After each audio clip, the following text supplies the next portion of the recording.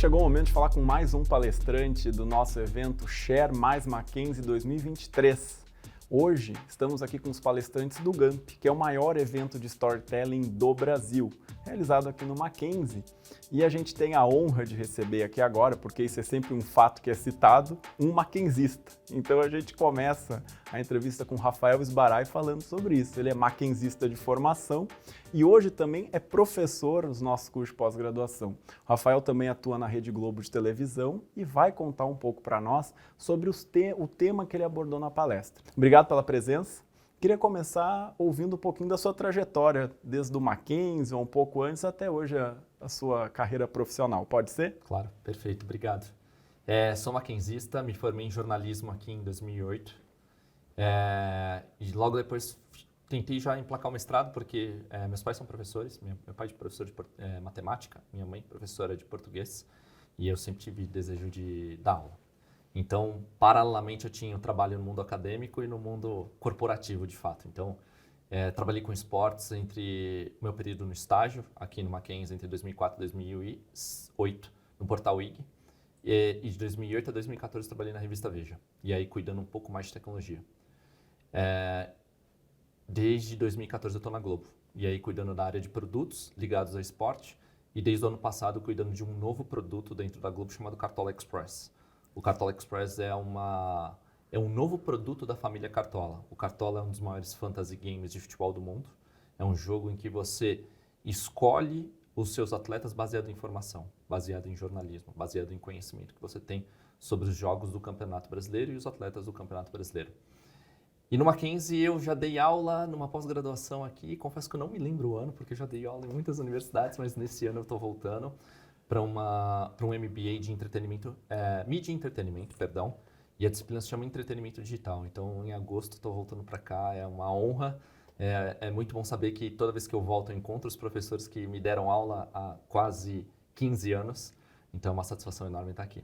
Em relação à minha apresentação de hoje, eu falei um pouquinho sobre como o modelo de negócio está impactando a maneira como a gente produz conteúdo. Porque a gente sempre identificou o conteúdo como conteúdo gratuito na internet, desde o tempo em que a internet se tornou comercial, em 95 no Brasil.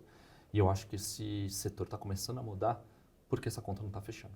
E aí, especificamente falando sobre minha profissão, jornalismo bom custa caro.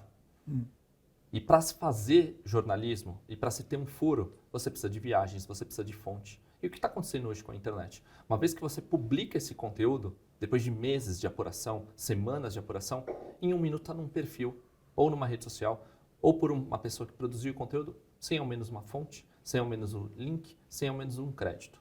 Então o conteúdo se tornou altamente reproduzível.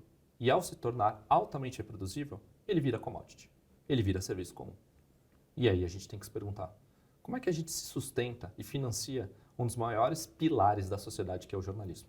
Então, diante dessa ótica, eu comecei a trazer essa reflexão para quem produz conteúdo, para empresas, para produtores de conteúdo, para entender qual é o valor do tempo que a gente dedica para uma produção de conteúdo como essa, para que as pessoas consumam e, por meio desse consumo, se tornar hábito. Porque a fidelidade dentro do conteúdo no ambiente digital é altamente importante para que você seja valorizado como produtor de conteúdo.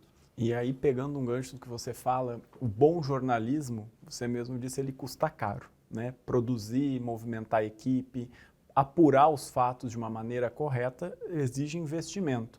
E como que você vê isso hoje com relação às redes sociais, até talvez falando um pouco de fake news, por exemplo, onde se a gente abrir o celular aqui agora e escrever alguma inverdade, em um minuto ela vai estar sendo visualizada por alguns milhões de pessoas. Claro. Como que as empresas, ou até mesmo as empresas de comunicação, veem esse fato das fake news e talvez até mesmo dessa popularização da comunicação? Perfeito. Acho que a primeira coisa que a gente precisa pensar é que notícia falsa não existiu a partir da internet. Ela já existia. E eu acho que o primeiro jornal do continente americano, se não me engano, 1840, The Public Occurrence, tinha sempre a sua última folha em branco. Por quê? Porque o jornal era um produto caro. E o jornal era distribuído entre as pessoas no sentido de, eu li, eu vou compartilhar com meu amigo, vou compartilhar com a minha amiga.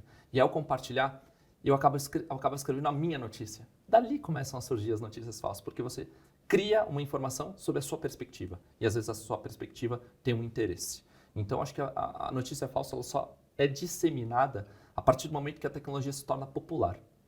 Hoje, praticamente mais de 120 ou 130 milhões de pessoas no Brasil têm internet e não se tem regulação, não se tem bom senso, não se tem etiqueta.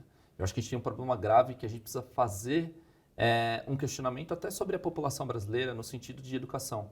Será que é necessário no ensino público, no ensino privado, da primeira à quarta série, ou da quinta à oitava, ou do primeiro ao terceiro colegial, a condição de impor uma nova disciplina de comunicação, de combate às notícias falsas, porque isso é cultura. E a cultura que a internet nos trouxe mudou a maneira como a sociedade enxerga a informação. Em relação ao jornalismo, eu enxergo não isso como um problema, mas como uma oportunidade. A partir do momento que há uma disseminação de notícia falsa, a pessoa precisa se questionar em qual pessoa ou veículo eu devo confiar. E quanto mais preciso e um número maior de informação que case com a verdade, maior a chance de você ter credibilidade. E aí eu acho que os veículos tradicionais, nesse sentido, eles fazem algum prestígio ou têm algum prestígio. O problema é, por questões ideológicas ou políticas, isso mudou também muito em função da internet. Então, eu acho que o jornalismo precisa se redescobrir, mas acho que ele precisa se redescobrir de acordo com uma oportunidade, não como um problema. E falar em jornalismo sendo para ele se redescobrir, você falou do Cartola Express que usa dados jornalísticos para fazer. Isso seria uma dessas reinvenções do jornalismo? Eu acho que sim, eu acho que é uma boa pergunta. Por quê? Eu considero o Cartola numa expressão em inglês chamada news game, um jogo baseado em informação. O que é isso? Tanto no Cartola ou no Cartola Express você precisa escalar 11 atletas por jogo ou durante toda a competição do Campeonato Brasileiro. E essa escalação é por meio do seu conhecimento. O conhecimento que você consome de conteúdos noticiosos, o conhecimento que você consome por meio dos jogos que você assiste na TV Globo, ou no Sport TV, ou no Premiere. E a partir desse conhecimento que você tem e da troca de informação com seus amigos e com as suas amigas, você toma a sua decisão. Então, nesse momento em que a gente está falando, o mercado acabou de fechar, eu tomei as minhas decisões baseadas no que acontece no ambiente futebolístico e isso ajuda a fazer com que eu consuma mais conteúdo. Então, a gente tem um dado interno muito interessante que pode ser compartilhado, é que o usuário do Cartola, ele consome 5 vezes mais conteúdos informativos, no caso do jornalismo, no GE, no antigo Globoesporte.com. Isso faz com que você tenha uma retroalimentação da informação muito importante. E aí eu acho que quem ganha? A CBF, que regula o Campeonato Brasileiro, o ecossistema do esporte, porque faz com que as pessoas assistam mais, consumam mais e discutam mais. E eu acho que, consequentemente, a sociedade, porque vai ter informações mais precisas, informações mais detalhadas, você acaba buscando muita estatística, muito dado, né? A gente vive hoje no mundo de dados, para que a gente tome as melhores decisões. Então, eu acho que o entretenimento, o jogo e a gamificação podem ajudar em algum grau o jornalismo. E o Cartola, nesse sentido, ele virou uma espécie de forma de atrair as pessoas para consumir os produtos que vocês fazem lá na Rede Globo. E você espera que com cada vez mais as pessoas podendo produzir os seus conteúdos autorais, cada um hoje pode fazer o seu podcast, pode fazer o seu game, pode criar o seu aplicativo, as gerações, especialmente a geração Z, vem muito focada nisso, com essa independência. Como que vocês, como uma grande empresa de mídia, se preparam para essa geração que vem com um outro olhar sobre a comunicação, onde ela mesma pode fazer algum aplicativo, onde ela mesma pode manifestar os seus desejos sem precisar de um veículo de comunicação? Acho que essa é uma outra boa pergunta. Por quê? Porque a gente não enxerga esse universo como concorrente. A gente enxerga esse universo como aliado. Se não me engano, a gente tem mais de 400 influenciadores hoje falando sobre Cartola. Encontramos com esses influenciadores, a gente tem um evento anual de lançamento que a gente traz esses influenciadores para São Paulo, não trazemos todos, obviamente, por questões financeiras, mas boa parte deles está conosco anualmente. A gente tem conversas frequentes com esses usuários e a gente contribui e gostaria que eles publicassem ainda mais sobre o Cartola, porque no fim quem ganha é o produtor de conteúdo e o próprio Cartola, porque você ajuda a exponenciar ou aumentar a visibilidade do game que é nosso. Então a gente olha isso com grandes olhos, bons olhos, não à toa que, por exemplo, existem vários aplicativos ligados ao Cartola que não são do Cartola e a gente adora. Existe até um no meu celular que eu acho excelente, ele também ajuda o nosso próprio ecossistema. Ele ajuda a pensar internamente sobre como produzir um melhor produto, como produzir um melhor aplicativo. Então eu acho que essa relação ela sempre foi muito saudável. E a gente tenta levar essa saudabilidade para todo o ecossistema da Globo, porque eu acho que o Cartola é um ótimo exemplo de como a gente se aproxima do fã, que ao mesmo tempo é um produtor de conteúdo e nos ajuda bastante. Bacana. E agora eu queria saber do Rafael como professor, como mestre de sala de aula, uma dica para os alunos, para quem está começando agora no mercado, o que se espera de comunicação? Tá. Pode ser digital, de redes, para daqui 10, 15 anos. Quais são as tendências, que dicas você daria para esse público, por onde começar? Primeiro, acho que eu vou começar pelos erros. Eu errei, confesso. E acho que eu estou errado, mas eu ainda não consigo provar. Toda vez que me faziam essa pergunta, eu falava, aprenda a programar. Porque eu achava que a programação ia mudar o mundo, e eu acho que já mudou. Mas eu acho que quem tem o conhecimento dos códigos vai conseguir fazer muita coisa sozinho, consequentemente empreender. Só que a inteligência artificial veio de uma maneira tão veloz que começa a questionar a minha sugestão. Eu tenho precisão sobre o meu argumento do passado? Eu não tenho mais. Porque hoje a inteligência artificial, por exemplo, já consegue construir códigos de maneira mais fácil do que você aprender a programação. Que para mim, aprender a programação era aprender um novo idioma. Era eu fazer essa relação. Hoje eu tenho uma sugestão um pouco diferente. Não que eu acho que todo profissional de comunicação deveria ir para esse campo. Mas acho que o campo do direito digital vai ser o mais próspero do futuro. Porque a tecnologia avança numa velocidade tão rápida que não se tem leis, não se tem regulação, não se tem questionamentos. E eu acho que a gente precisa se aproximar dessa velocidade para que as coisas fiquem mais claras para a sociedade. Então, acho que o campo do direito vai ser muito próspero. Quem quiser buscar uma outra universidade, uma outra carreira, acho que o direito vai ser um campo muito interessante, principalmente aqui, em que o curso é altamente tradicional. Mas eu acho que, para o profissional de comunicação, o mais importante é acompanhar o mercado de tecnologia. Acompanhar quais são os avanços feitos no Google, quais são os avanços feitos na Apple, na Amazon, no Facebook, no Twitter, porque a partir dali sempre tem alguma coisa nova, sempre tem alguma coisa diferente. E aí eu trago o exemplo ao contrário. O Waze. Toda vez que eu coloco em sala de aula um exemplo de conteúdo que deveria ter sido feito por um jornalista, é o Waze. O Waze foi concebido, se não me engano, por 4 israelenses, engenheiros.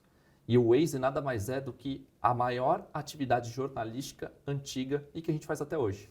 Que é, qual é o trânsito nesse momento num determinado local em São Paulo? Qual é a melhor via? Nós fizemos isso a vida toda na TV. Fizemos isso a vida toda no rádio. Inclusive, existem até emissoras colaborativas em que as pessoas entram em contato. E por que a gente não conseguiu fazer isso na tecnologia?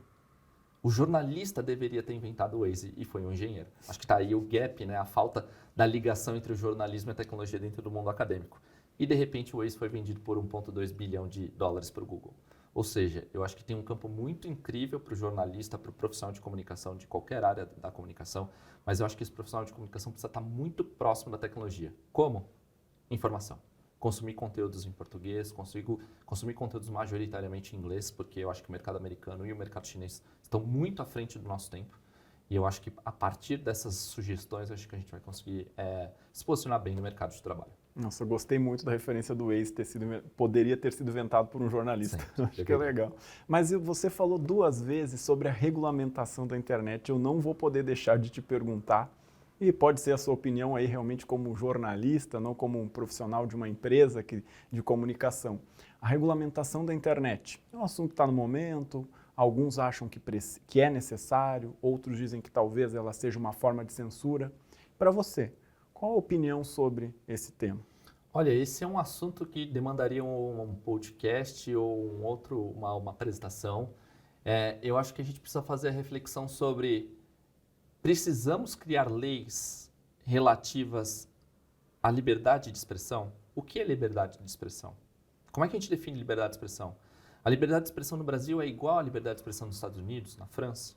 Acho que a gente está com um problema gravíssimo, mas também enxergo como oportunidade, que é entender como trabalhar muito bem com esse conceito. Porque a gente vive em mundos diferentes e não existe um órgão regulatório mundial. Eu acho que para toda e qualquer questão relativa que a gente não consiga segurar ou controlar, a regulamentação de algo é interessante. E aí eu vou trazer um exemplo, deepfake. O que é a deepfake? É a condução de criar vídeos em que você coloca faces de pessoas que não são pessoas reais, mas contando alguma coisa como se fosse verdade. Então, há vários vídeos do Tom Cruise, há vídeos do Obama dizendo algumas coisas que não foram eles que disseram. Para esse tipo de coisa precisa existir regulação. Porque uma vez que essa tecnologia se torna commodity, a gente não consegue provar se o vídeo que nós estamos fazendo nesse exato momento é verdadeiro ou falso. Então, acho que para todo e qualquer avanço em que a sociedade é a mais prejudicada, a gente precisa discutir leis. Concordo, acho que é por aí. E até você falou da deepfake, eu lembrei de uma imagem que eu vi e a gente às vezes, eu acredito pouco no que eu vejo, sempre procuro buscar, mas teve uma que eu acreditei que era o Papa usando uma jaqueta puffer branca. Aquele ali eu caí. Então, assim, eu acho que é por essa linha. A inteligência artificial usada, a tecnologia empregada deixa aquilo perfeito, né? Então, eu acho que também é um ponto de discussão. Mas eu queria agora, encaminhando já para o final da nossa conversa, quem quiser saber da tua rotina, pegar mais dicas, quais as tuas redes, aonde as pessoas te encontram, pode deixar os teus arrobas aí para nós? É um único, é Rafael Sbarai, e Sbarai eu vou soletrar porque não é fácil, é S-B-A-R-A-I, e aí eu produzo muito mais conteúdo no LinkedIn e no Twitter do que qualquer outra plataforma, mas é por ali que as pessoas e quem nos assiste agora nesse momento ou quem nos ouve vai poder entrar em contato comigo. Eu respondo a todas as perguntas, a todas as críticas, sugestões, então fiquem super à vontade. Tá certo, Rafael. Obrigado pela presença e sucesso aí na sua jornada. Valeu, obrigado. Tá certo.